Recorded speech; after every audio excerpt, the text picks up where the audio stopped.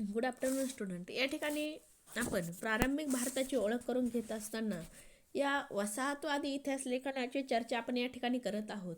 मग या वसाहतवादी इतिहास लेखनाचे तात्विक आधार, मग या ठिकाणी आपण पहिलं बघत होतो ते म्हणजे बुद्धिप्रामाण्यवादी सिद्धांत.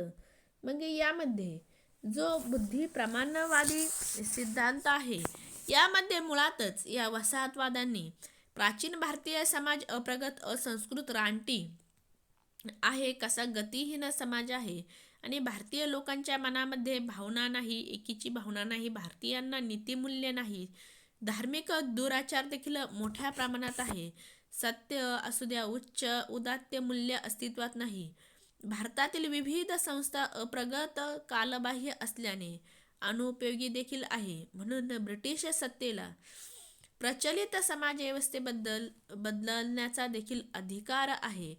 आणि या सिद्धांत वसाहतवादी इतिहास लेखनाचा मूलाधार देखील या ठिकाणी मानला जातो.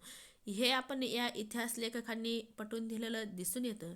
त्याचबरोबर इंग्लंडच्या प्रगतीचा असामान्य सिद्धांत, मग या ठिकाणी या इंग्लंडच्या प्रगतीचा असामान्य सिद्धांत हा देखील टॉपिक सांगता येईल की पहिल्या गृहीतकाला पूरक असं दुसरं गृहीत या इंग्लंडच्या असामान्य प्रगतीच्या सिद्धांतावर देखील आपल्याला अवलंबून असलेलं दिसून येतं. मग यातूनच उद्भवलेला आत्मविश्वास, त्याचबरोबर या ठिकाणी आपल्याला बघता येईल की इंग्लंडने जी प्रगती केलेली होती, इंग्लंडमध्ये 8व्या शतकामध्ये जवळजवळ या ठिकाणी मोठा विज्ञानाचा विकास घडून आलेला होता. परदेशी व्यापार देखील या ठिकाणी मोठ्या प्रमाणात विस्तारित झालेला होता. एवढंच नाही तर या ठिकाणी आशिया, आफ्रिका खंडासारख्या मागासलेल्या देशामध्ये या ठिकाणी इंग्लंडमधील विविध व्यापाऱ्यांच्या या ठिकाणी महत्त्वाकांक्षा खुणवित असलेल्या दिसून येतात की जो मुळातच आशिया आफ्रिका खंडातील भाग जो मागासलेला होता, या मागासलेला प्रदेश हा इंग्लंडमधील व्यापाऱ्यांना किंवा व्यापाऱ्याचे महत्त्वाकांक्षेला या ठिकाणी खुणवत असलेला दिसून येतो. मग बौद्धिक, शास्त्रीय, भौतिक या सगळ्या प्रगतीमुळे इंग्लंड हे जे राष्ट्र होतं हे युरोपातील प्रथम स्थान राष्ट्र असलेलं आपल्याला दिसून येतं आणि आपले राज्य संपूर्ण संपन्न आहे ही भावना देखील या ठिकाणी प्रगट झालेली दिसून येते. आणि याच भावनेतून भारतासारख्या मागासलेल्या राष्ट्रात इंग्रजांनी उपयुक्तवादावर आधारित विशिष्ट व्यवस्था असेल, कायद्याचे राज्य, एकतंत्री प्रशासन व्यवस्था, पाश्चात्य शिक्षणाच्या आधारे स्थापना करावी असं या उपयुक्ततावादी व बुद्धिवादी विचारसरणीच्या आधारे या वसाहतवादांनी तात्विक बैठक जी होती ती जेम्स मिलसारख्या विचारवंतांनी या ठिकाणी तयार केली. त्याचबरोबर या विचारसरणीमुळे वसाहतवादी इतिहास लेखनाला चालना मिळालेली देखील आपल्याला दिसून येते. त्याच्यानंतर वसाहतवादी इतिहास लेखनाचे वसाहतवादींचे पुनरुत्थान किंवा इंग्लंडचा अधिकार हा एक टॉपिक सांगता येईल. मग वसाहतवादाला पोषक असे वातावरण किंवा विचार इन्हेजिकल्स या ख्रिस्ती संप्रदायाने मांडण्यामध्ये पुढाकार घेतलेला आपल्याला दिसून येतो. मग 19व्या शतकाच्या पूर्वार्धात इंग्लंडमध्ये विल्यम फोर्ड्स यांच्या नेतृत्वाखाली इव्हेंजेलिकल्स हा गट इंग्लंडच्या अंकित असलेल्या वसाहतीविषयी मानवतावादाची जी नैतिक दृष्टिकोन यांचा देखील पुरस्कार करत असलेला या ठिकाणी दिसून येतो. मग इंग्लंड हे मुळातच प्रगत सुसंस्कृत राष्ट्र आहे, म्हणून या राष्ट्राला मागासलेले समाजाचे पुनरुत्थान करण्याचे कार्य इंग्रजांवर ईश्वराने सोपवलेले आहे अशी भूमिका देखील या ठिकाणी या इंग्रज वसाहतकारांनी मांडलेली आपल्याला दिसून येते. आणि याच भूमिकेला ब्रिटिश राजकीय नेत्यांनी देखील शिक्कामोर्तब केलेला आपल्याला दिसतो. भारतामध्ये चार्ल्स गाल्ट, जॉन शोर हे अधिकाऱ्यांनी या विचारसरणीला पाठिंबा दिला आणि यातूनच वसाहतवादी इतिहास लेखनाला खतपाणी घालणारी प्रवृत्ती देखील वाढीस लागलेली दिसून येते. त्याच्यानंतर आपल्याला पुढचं सांगता येईल सामाजिक डार्विनवाद. तर 19व्या शतकाच्या मध्यामध्ये चार्लस डार्विन यांनी मांडलेला मानवी उत्क्रांतीचा विचार हा मानवी समाजाला विचार करायला लावणारा या ठिकाणी दिसून येतो. मग यामध्ये आपल्याला 19व्या शतकाच्या मध्यामध्ये चार्लस डार्विन यांनी मानवी उत्क्रांतीचा विचार करण्याबाबत एक विकासाला लावण्यास सुरुवात केली. इंग्लंडमधील काही बुद्धिजीवी लोक देरळस्रव म्हणजे बळी तो कानपिळी हा विचार या ठिकाणी भारतीयांना डार्विनवादचा सिद्धांत लागू करत भारतीय समाज हा सर्वर्थाने दुबळा आहे, मागासलेला आहे. मग इंग्लंड जे आहे ते बलाढ्य राष्ट्र आहे, प्रगत राष्ट्र आहे. त्यामुळे ब्रिटिश आणि इंग्लंडच्या संघर्षामध्ये ब्रिटिशांचाच विजय होणार, म्हणजे समाजाच्या विकासामध्ये दुर्लभ लोकांचा पराभव आणि बलाढ्य राष्ट्रांचा विजय हे तत्त्वज्ञान मांडण्यावर या ठिकाणी भर दिलेला दिसून येतो. मग इंग्लंडमधील बुद्धिजीवी वर्गाने देखील याच तत्वाला पाठिंबा दिलेला देखील आपल्याला वसाहतवादी इतिहास लेखनाच्या दृष्टीने जर विचार केला तर ही गोष्ट लक्षात येईल. मग मागासलेल्या देशांवर, मागासलेल्या राष्ट्रांवर बलाढ्य शत्रूने अंकुश राहणे, बलाढ्य राष्ट्राचा वर्चस्व राहणे हे गोष्ट समर्थनीय आहे किंवा हा निसर्गाचाच नियम आहे.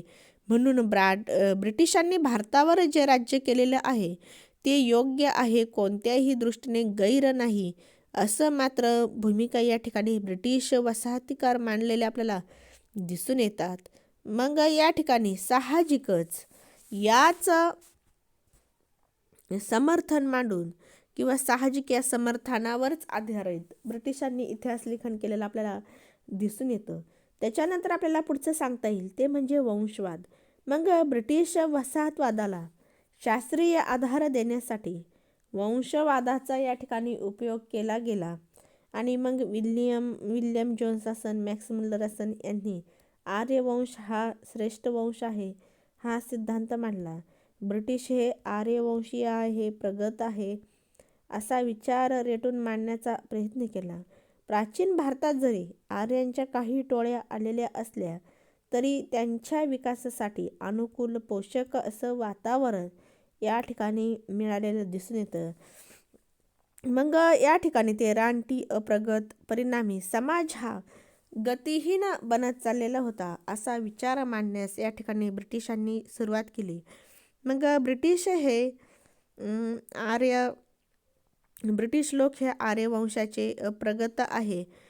भारतावर राज्य करण्याचा संपूर्ण अधिकार जो आहे हा अधिकार देखील या ठिकाणी ब्रिटिशांनाच असलेला दिसून येतो.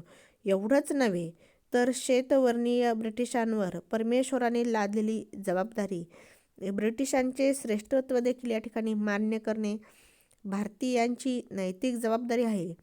अशा प्रकारे तत्त्वज्ञान मांडून वसाहतवादाचा या ठिकाणी पुरस्कार केलेला दिसून येतो. मग वसाहतवादी इतिहास लेखनाला पोषक असे विचार या ठिकाणी मांडले गेलेले दिसून येतात.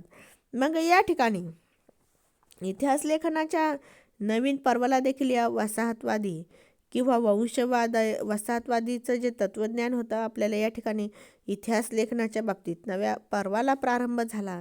यामध्ये सोशल डार्विनिझम असू द्या, डार्विनिझम, बुद्धिप्रामाण्यवाद, वंशश्रेष्ठत्व अशा वेगवेगळ्या सिद्धांताच्या आधारे वसाहतवादीचा जो पाया होता, वसाहतवादी इतिहासकारांचा पाया भक्कम झालेला आपल्याला दिसून येतो. आणि या सगळ्या सिद्धांताचे एकच उद्दिष्ट होते, ते म्हणजे भारतावरील राज्य दृढ करणे, ते टिकविणे व कायम या ठिकाणी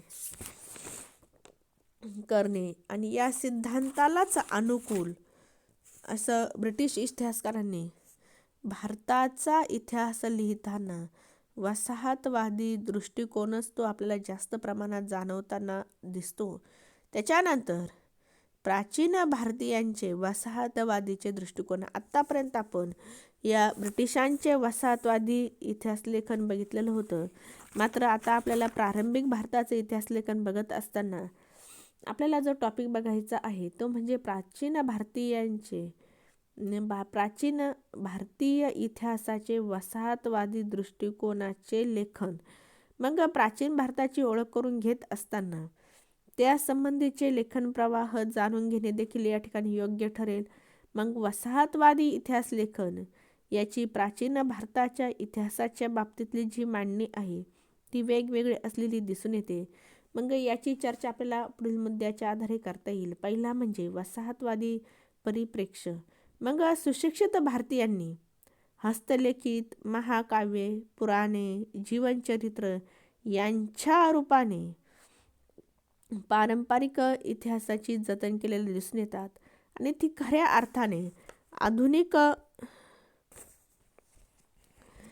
अर्थाने आधुनिक पद्धतीने प्राचीन भारताच्या इतिहासाच्या अध्ययनाचा आरंभ हा 18व्या शतकाच्या उत्तरार्धास झालेला दिसतो.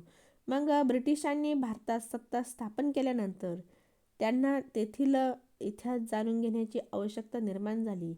पाश्चात्य इतिहासकारांनी प्राचीन भारताचे इतिहास लेखन केलेले दिसते. मग या ठिकाणी आपल्याला प्रथमतः पाहता येईल ते म्हणजे विल्सन किंवा आणि विल्यम जोन्स. मग विल्सन याने भगवद्गीतेचे या ठिकाणी इंग्रजीत भाषांतर केलेले दिसून येते. मग आपल्याला जर परीक्षा MCQ स्वरूपात झाली तर या ठिकाणी हा प्रश्न IMP राहील की विल्सन याने कोणत्या ग्रंथाचे इंग्रजीमध्ये भाषांतर केले. तर भगवद्गीता किंवा भगवद्गीतेचे इंग्रजीमध्ये भाषांतर कुणी केले असा देखील या ठिकाणी प्रश्न विचारला जाऊ शकतो.